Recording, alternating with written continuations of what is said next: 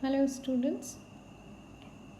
कल हम लोगों ने पढ़ा था बोर थ्योरी और बोर मॉडल के बारे में। तो आज जो हमारा टॉपिक है वो है बोर सॉमरफेल्ड थ्योरी। तो बेसिकली बोर सॉमरफेल्ड थ्योरी जो है तो बोर मॉडल में कुछ जो शॉर्ट कमिंग्स निकली थी हमारी, जैसे कि वो फाइन स्ट्रक्चर को एक्सप्लेन नहीं कर सका। उन्होंने एनर्जी स्टेट को मतलब कितने अलाउज एनर्जी स्टेट होंगे, एनर्जीज़ क्या होंगी उस अलाउड स्टेट्स की, जो फ्रिक्वेंसी होती है रेडिएशन की वो क्या होगा, ये सारी चीज़ें कैलकुलेट नहीं कर पाया था। कॉम्प्लेक्स जो एटम्स हैं फॉर एग्जांपल, जिसमें 1 इलेक्ट्रॉन सिस्टम या 2 इलेक्ट्रॉन सिस्टम नहीं है, जिसमें ज़्यादा इलेक्ट्रॉन है, मोर देन 2 और 2 इलेक्ट्रॉन सिस्टम है, उसको वो एक्सप्लेन नहीं कर पा रहा था। तो ये सारी चीज़ों को शॉर्ट आउट करने के लिए सॉमरफेल्ड जो थे उन्होंने कुछ मॉडिफिकेशंस किया बोर मॉडल में। तो इसीलिए उसको बोर सॉमरफेल्ड मॉडल कहते हैं। कल मैंने आपको बताया भी था कि बोर सॉमरफेल्ड मॉडल होगा, आगे हम देखेंगे उसमें। तो बेसिकली इसका एक्सप्लेनेशन काफ़ी लंबा है, चूँकि आपके सिलेबस में ये नहीं है बोर सॉमरफेल्ड थ्योरी, और थोड़ा इसमें क्वांटम मैकेनिक्स और क्लासिकल मैकेनिक्स, कैपलर्स लॉ के एसेंट्रिसिटी और बहुत सारे चीज़ हैं जो आपको कंफ्यूज कर सकते हैं। तो मैं सिर्फ आपको थ्योरेटिकल पोर्शन बताऊंगी, ना कि उसका पूरा डेरिवेशन एंड एक्सप्लेनेशन। अगर आप चाहो तो बुक्स हैं आपके पास, एक बार उस बुक को देख लेना, बट कंफ्यूज होने की ज़रूरत नहीं है। ये मतलब ऐसे नहीं कर लेना कि इतना पढ़ लिया कि आप कंफ्यूज हो गए, ठीक है। तो बस इसीलिए जो बोर समरफील्ड थ्योरी है उसके बारे में मैं आपको बताती हूँ। तो basically to overcome the difficulties of Bohr model, Sommerfeld introduced 2 modifications. तो उन्होंने क्या किया, बोर थ्योरी उनको ठीक लगी कि चलो इसमें कुछ क्लासिकल है, इसमें कुछ क्वांटम है, और उन्होंने वो चीज़ें, बट उन्होंने मॉडिफिकेशन क्या क्या किया। पहला मॉडिफिकेशन तो उन्होंने ये किया कि हम लोगों ने, बोर ने जो पोस्टुलेट्स दिया था उसमें उन्होंने ये कंसिडर किया था कि जो हमारा इलेक्ट्रॉन है वो जो उसकी जो ऑर्बिट है वो सर्कुलर है। बट बोर ने सॉमरफील्ड ने क्या बोला कि नहीं, वो सर्कुलर नहीं है, वो इलिप्टिकल है, ठीक है, वो इलिप्टिकल है। और न्यूक्लियस जो है वो उसके एक फोसाई पे है, ठीक है। इलिप्टिकल ऑर्बिट का क्या है, उसमें डिफरेंट फोकस होता है, ठीक है। तो बेसिकली न्यूक्लियस यहाँ है और इलेक्ट्रॉन ऐसे रिवॉल्व कर रहा है। तो ये सॉमरफील्ड ने पहला जो मॉडिफिकेशन किया था, उन्होंने सॉमरफील्ड ने यही मॉडिफिकेशन किया था कि जो आपका इलेक्ट्रॉन है वो चारों तरफ घूम तो रहा है, बट वो सर्कुलर नहीं, इलिप्टिकल ऑर्बिट में मूव कर रहा है। वो सर्कुलर ऑर्बिट नहीं होगा, वो इलिप्टिकल होगा, और एक फोसाई पर इसमें न्यूक्लियस होगा, ठीक है। जैसे आप देखते हो ना, अर्थ सूर्य के चारों तरफ कैसे घूमता है इलिप्टिकल ऑर्बिट पे, वैसे। सेकेंड उनका ये था कि mass variation of electron with velocity. Basically उन्होंने रिलेटिविस्टिक इफेक्ट की बात की थी। उनका ये कहना था कि आप लोगों ने स्पेशल थ्योरी ऑफ रिलेटिविटी में पढ़ा था कि मास जो है वो कांस्टेंट नहीं होता है। जब भी कोई रिलेटिविस्टिक पार्टिकल्स की बात की जाए, रिलेटिविस्टिक इफेक्ट मतलब कि कोई भी पार्टिकल जिसकी वेलोसिटी c को अप्रोच करता हो तो उसको हम रिलेटिविस्टिक पार्टिकल्स कहते हैं।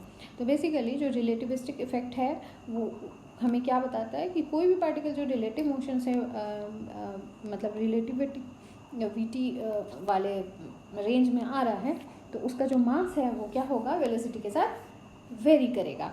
तो ये दो जो वो थे मॉडिफिकेशन थे वो सॉमरफील्ड ने किया, और उन्होंने काफ़ी कोशिश करा कि ये 2 मॉडिफिकेशन के साथ उन्होंने जो भी चीज़ें जो भी ये थी शॉर्टकमिंग्स थी जो बोर मॉडल ने नहीं एक्सप्लेन कर पाया था, वो उसको एक्सप्लेन कर सके।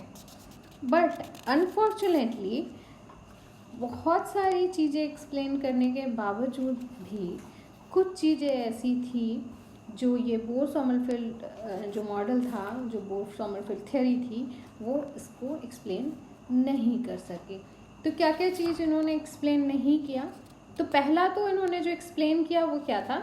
इन्होंने एक्सप्लेन कर दिया, इन्होंने बताया कि how to calculate the energy of allowed state, frequency of radiation emitted and absorbed in transition between allowed state। मतलब आपको पता है अलाउड स्टेट के बीच में ही होगा, वो तो आप लोगों ने बोर थ्योरी में ही ये देख लिया था।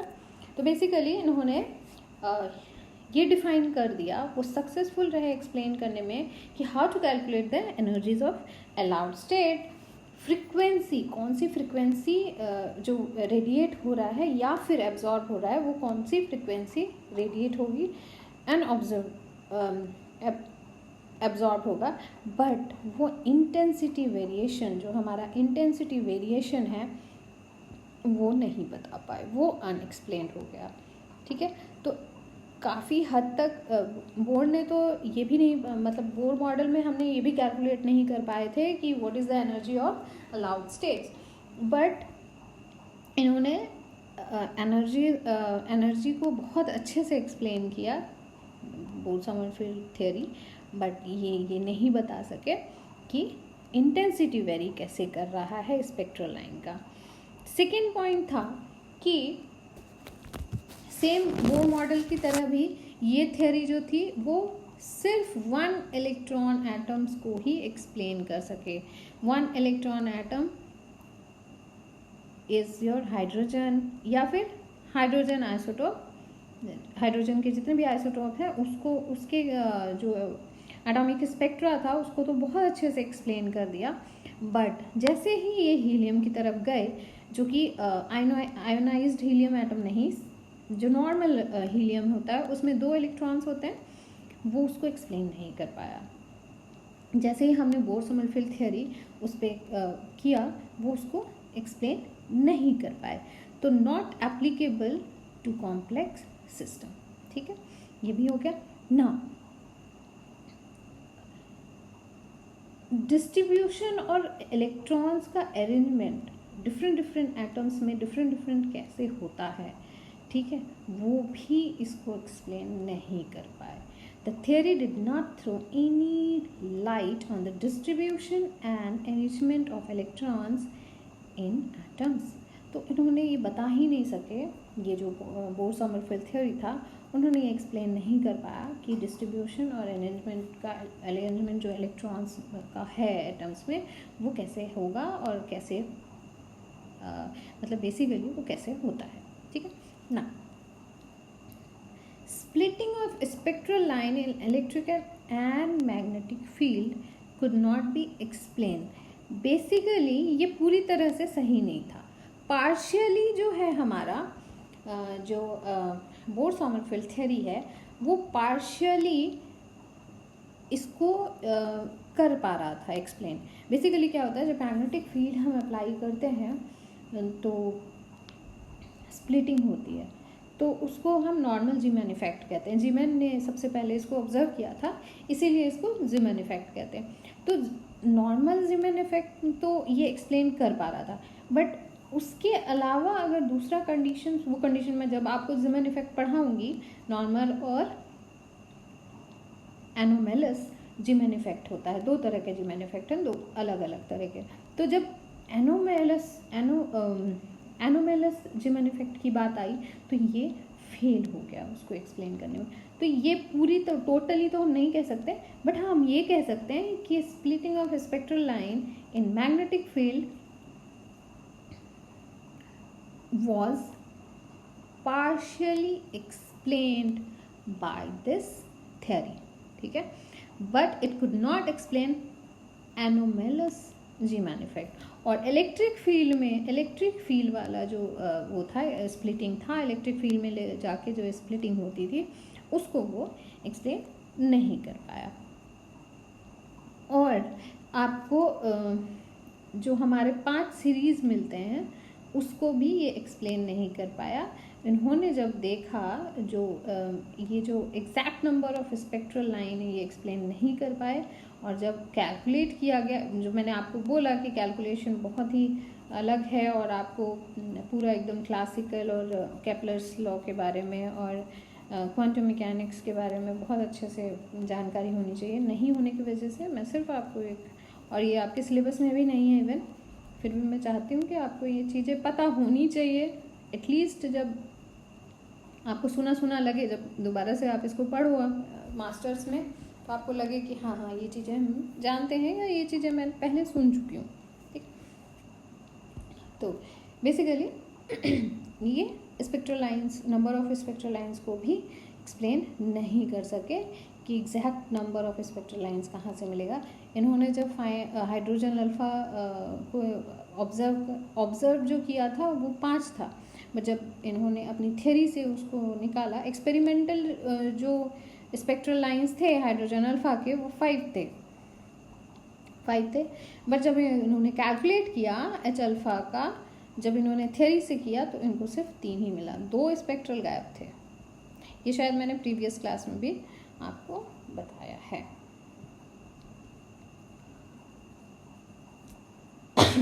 ना, ये तो हो गया बोर समरफील्ड थ्योरी के बारे में ना। अब हमें दोबारा से इतने मॉडिफिकेशन करने के बाद भी हमारे पास इतने सारे शॉर्टकमिंग्स थे जो कि एक्सप्लेन नहीं थे। इसको एक्सप्लेन करने के लिए हमारा नया थ्योरी की ज़रूरत थी। तो नया थ्योरी देने के लिए 1925 में क्वांटम मैकेनिक्स को टोटली एक मॉडल प्रपोज किया गया जो टोटली डिपेंड करता था क्वांटम मैकेनिक्स के ऊपर। ठीक है, तो जब ये मॉडल दिया गया और उसके बाद फिर क्वांटम मैकेनिक्स के कॉम्प्लिकेटेड मैथमेटिकल एक्सप्लेनेशंस और मैथमेटिकल इक्वेशंस को जब सॉल्व करके इसको एक्सप्लेन किया गया, तो देखा गया कि ये शॉर्टकमिंग्स जो थे वो जा चुके थे और हम इसको बहुत अच्छे से एक्सप्लेन कर सकें। तो जो क्वांटम मैकेनिकल थ्योरी था उसको, वो जो मॉडल दिया गया उसको कहते हैं वेक्टर एटम मॉडल। तो vector atom model basically is able to explain different observe fact related with the atomic spectra. तो बेसिकली वेक्टर एटम मॉडल एक ऐसा सक्सेसफुल मॉडल है, उसके बाद हमें दूसरा मॉडल नहीं पढ़ना पड़ा। Vector atom model totally based on quantum mechanical hypothesis और क्वांटम मैकेनिकल थ्योरीज। और वेक्टर एटम मॉडल ऐसा मॉडल साबित हुआ जो कि सारे जितने भी ऑब्जर्व फैक्ट थे एटॉमिक स्पेक्ट्रा से रिलेटेड वो सबको वो एक्सप्लेन करके लेके गए। तो वेक्टर एटम मॉडल पढ़ने से पहले ये चार ऐसे चीज़ हैं जो वेक्टर एटम मॉडल को एक्सप्लेन करने में हेल्प करता है। First is your bore magnetron, second is your Larmor precision, third is your space quantization and fourth one is your electron spin. ये चारों चीज़ें जो हैं, ये चारों चीज़ें कंसीडर किया गया सिर्फ एक न्यूक्लियस और इलेक्ट्रॉन के लिए। ठीक है, तो अब एक एक करके हम पहले इसको एक्सप्लेन करेंगे और उसके बाद हम चारों को एक साथ पढ़ के ये देखेंगे कि वेक्टर एटम मॉडल कैसे एक्सप्लेन करता है और कैसे हमें इससे सब कुछ मिल जाता है। तो पहला आज सिर्फ हम बोर मैग्नेट्रॉन के बारे में पढ़ेंगे।